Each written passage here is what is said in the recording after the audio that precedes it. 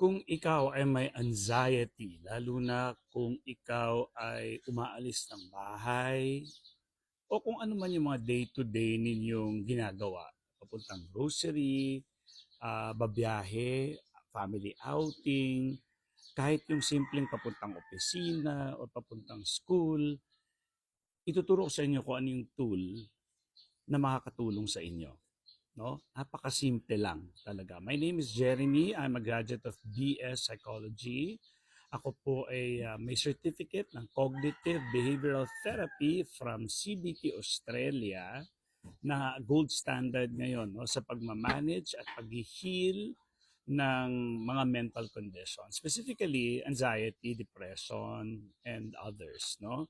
Ginugulo na naman ako ng mga aso. So anyways, pwede ako makausap dahil tulong ito. Mahal po kasi ang CBT talaga para maintindihan ninyo, no? It's around 6,000 kasi inuulit-ulit ko to kasi may ibang mga bago so hindi nila naiintindihan. So mahal po 'yun pag pumunta kayo ng isang malaking ospital sa Manila, around 6,000 per session. So dahil nga tulong ito, kayo magsasabi sa akin kung magkano yung kakayanan ninyo. Kapag fair, schedule natin. And also, dahil nga tulong ito, medyo pila na. So, ang ginagawa ng mga tao, nagre-reserve na sila ng kanilang mga dates. Actually, as I speak now, ano ba ngayon? Makita yung aking 22, no? It's it's March 22 at ano na, puno na hanggang April 13. Okay, so ang reservation na is April 14 onward. So talagang paunahan po kung gusto niyo talaga magmadali. Ngayon, may mga times din na may nagpaparesched, kaya nakakapasok din ako ng iba. Pero konti lang ho yun. Kasi pumila nga sila no? So ganon. Nandito po sa taas kung paano ko kukontakin, ganun lang kasimple. Tsaka isa pa, hindi naman emergency talaga kapag mga anxiety lang. So also, kung gusto naman ng libre lang at ayaw talaga maglabas ng pera at kaya pa naman magtiis-tiis talaga, choice nyo yon. No? May libreng video gaya ng mga ginagawa kong ito. Okay? Pero syempre, yung iba, ilang sessions lang, dalawa, tatlo, talagang wala na kayo pag-usapan, ayos na sa, kahit ka lang sa YouTube ko, sinasabi nila, oh, coach, natulungan nyo ako sa video ninyo. So, masaya na ako doon. Sige, ito quick lang. Anong gagawin? So again, no, yung mga babiyahe kasi actual ito mismo. Dalawa yung nakausap ko na halos pareho yung concern at mukhang mako-cover or ma-address ng ibinigay kong tool. So yung isa, uh, takot siyang magroro. No? Yung roro niya 2.5 hours no? Papunta sa probinsya. Ay kailangan niya umuwi. So, iniiwasan niya talaga yon kasi pag nasa barko na siya o roro na siya, talagang anxious siya. Lalo na pag gumalaw na yung barko, kinakabahan siya. Yun yung una. Yung pangalawa naman, meron siyang sakit at meron siyang regular na procedure na pinapagawa, medyo mahal. So, ano problema siya? Actually, hindi nga sa symptoms yung problema niya. It's more of saan siya kukuha ng kanyang pambayad. No? So ito yung sinabi ko sa kanila. Magkaiba yan magkaibang time. But this is the same concept. Sabi ko, gusto ko kasi mag, magsulat tayo. Kung ako sa inyo, bumili kayo ng magandang journal para sipagin kayo. Talagang ini-encourage ng mga psychologist po, ha? Ang pagkakaroon ng journal, lalo na kung may mental condition. Okay, bakit ba kailangan mag-journal? Bakit importante yan? Ngayon, kung hindi mo pa rin ginagawa at hindi mo na-appreciate ito, then medyo magtatagal ka pa dyan sa anxiety mo. So ano bang importansya kasi ng pagjo-journaling? Parang ang babaw kasi no, magjo-journal pero hindi po. Malaki po ang magagawa nitong tulong sa tao. Bakit? Naalala niyo nung bata tayo, pag nagsusulat tayo ng letra, nagsa-start muna tayo sa letter A. Paulit-ulit. No? Letter A, letter A. Maaring sa susunod na araw, letter B, letter B. Nakikita nung magulang mo na okay, nasasanay na siya sa letter A. O sige, move na tayo sa next letter. Bakit ginagawa yon? It is because kailangan po ng repetition sa brain para matuto tayo. Sa learning yon repetition. What you repeat, you wire, no? So, importante yung neuroplasticity kasi pero medyo mabigat na yan para sa inyo. But yung neuroplasticity, very important yan, no?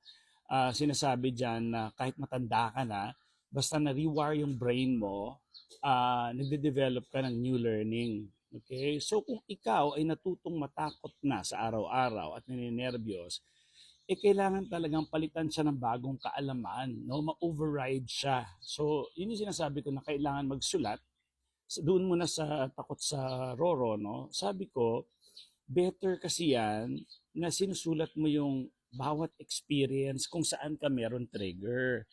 At ang kagandahan yan, kapag nag-expose ka dyan at pinaulit-ulit mo, nare-realize ng brain mo na totoo nga na safe pala ako. For example, takot, takot, flyover din. Isa sa mga problema yung flyover ng maraming tao. Na pag nasa flyover sila, tapos naipit sila o na-stuck sila dun sa traffic, paano kung magpanic daw sila, paano kung anong gagawin, gaganon.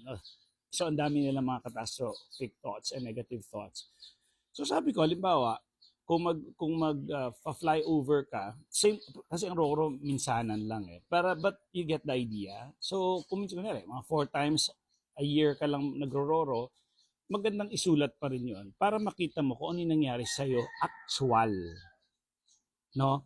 Kasi ang tendency natin, ang naalala lang natin yung negative thought. Sabi ko sa kanya, nung last time na pumunta ka sa probinsya ninyo, ano nangyari? Yun nga, coach, ninervyos ako. Nung umalon na yung barko, ninervyos ako. Okay. Yun lang yung natandaan mo.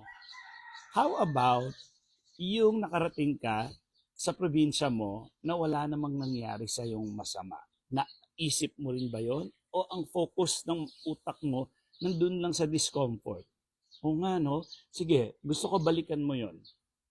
Ano ba? Ang tawag kasi doon negative bias. Pinipili lang ng utak natin yung mga negative at hindi natin nakikita kung ano pa yung other reality. The other reality is, nakarating siya sa probinsya nila nang walang nangyaring masama sa kanya. Okay? So, dalawa yung nangyari. Nagpanic siya, pero sa isang banda, nakarating siya sa probinsya niya na walang nangyari. Kung iisipin ninyo, yung panic na yon, create lang ng takot niya sa sarili niya. No? Create. Hindi siya actually na heart attack or na stroke na sinasabi ng utak niya. Or lumubog yung barko. Lumubog ba yung barko? Sabi niya, hindi. Sabi ko, bakit? Tuwing kailan ba lumulubog ang barko? Kapag sumasadsad, kapag may bagyo, kapag nabutas. Okay, yung 2.5 hours na yon, meron ba kayong pagsasadsara ng barko? Wala naman. Kung mapayag ba ang port na umalis kayo pag may bagyo? Hindi rin naman. So, kita mo, medyo hindi totoo yung sinasabi ng utak mo. Pero yung totoo, nakaalis kayo, umalon talaga kasi normal yon at nakarating kayo doon sa probinsya ninyo. So nakikita niyo na yung facts, ito fake, ito totoo. 'Di ba? So yun ang good morning ma, magwala ko ng video. So yun na nga. So titingnan niyo yung facts. Mas maganda doon, sinusulat niyo yung pinoprocess ng utak niyo. Halimbawa, oo nga, yung Roro, talaga namang normal yung pag-alon ng pakiramdam na yun. Talaga bang maaksidente ako sa barko? Hindi naman kasi 2.5 hours. Sige, sabihin natin, patulan natin, talagang lumubog yung barko. Anong gagawin? May life vest naman. Okay, kahit kasama pamilya mo, may life vest. Pero yung 2.5 hours, ba sa tingin mo matagal kayo bago mailigtas? Kung sakali, mabilis lang naman.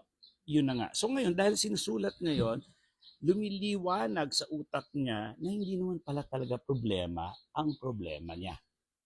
Okay? Kagaya rin ng isang kausap ko na yung ginagastos niya, nag-worry siya about yung gagastosin niya doon sa kanyang procedure.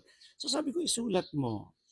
Kasi pag nasa utak lang siya at hindi siya sinusulat, ang gulo-gulo niya, tumatakbo lang, nagkukos sa'yo ng anxiety ka. Pero kapag na-pin down mo siya, ibig sabihin na huli mo siya, huli ka, ito ka, hindi naman pala sa ganun kalaking problema. Sige, sabi ko sa kanya, ano ba ang malaking problema? Kunyari, kulang ka lang naman pala ng 500 pesos. Kung kulang ka ng 500 pesos, ano ang pwede mong gawin dyan sa 500 pesos na yan para makuha mo? You see, because sinulat mo na, then mas lumiliwanag ang problema na hindi pala naman pala talaga ganun kalaking problema, unlike yung nasa isip pa siya. Okay? Another way sa journaling is yung pagre-record ng mga experiences. For example, sumakay nga sa flyover. Nag-flyover ka kanina, ninervyos ka, grabe. I-journal mo yun, grabe nervyos ko, day 1. Sample, day 1, grabe nervyos ko. Ang nasa isip ko, ma-heart attack ako, masostroke ako, magwawala ako dun. Bababa ako sa kotse ko at magtatakbo ako sa skyway. Hindi naman nangyari. Day 2, ay grabe na naman yung nervyos ko. Bla bla bla, ganun na naman. Bababa na naman ako. Hindi naman nangyari. Nawala lang din. Pangatlo, hanggang day 100. By day 100, exaggerated na lang yun ha. Kapag na-realize mo na araw-araw na lang ganun. Ulit-ulit, hindi man nangyayari pinagsasabi ng utak ko. So dapat hindi na, sige, hindi na ako magre-resist, hindi naman nangyayari. Kapag ganun na yung pag-iisip mo, then yung anxiety na babawasan. Okay? I hope nakatulong itong video na ito. Napakababaw lang kala natin, no? Pero may science po at ang laki ng naitulong. Ang kagandahan pa, hindi mo kailangan gamot. Diba? Yan ay kung hindi mo talaga kailangan ng gamot. Ha? Ibig sabihin, functional ka naman, ayos ka naman, ganon. Okay? Kasi may ibang kondisyon na kailangan ng gamot. Ha? Kaya sinasabi ko dapat diagnose kayo ng doctor at talagang meron kayong psychiatrist, no? Para magsabing, okay, anxiety yan or depression. Pero pag ibang mental condition na, yung ibang mental condition, kailangan talaga ng gamot. Okay? So, kailangan sa psychiatrist talaga yon. Okay? Lalapit na kayo sa akin kapag anxiety lang. Sinasabi ko lang kasi, kumbaga, ikumpara doon sa mas seryoso. Well, seryoso rin naman yan. Pero yung mas grabe, no, yung mental condition. Yun yung ibig kong sabihin. Okay? So with that, pwede nyo kontakin. Maraming salamat. Diagnose dapat ng doctor. Huwag gamitin yung video ko for diagnosis. Bye.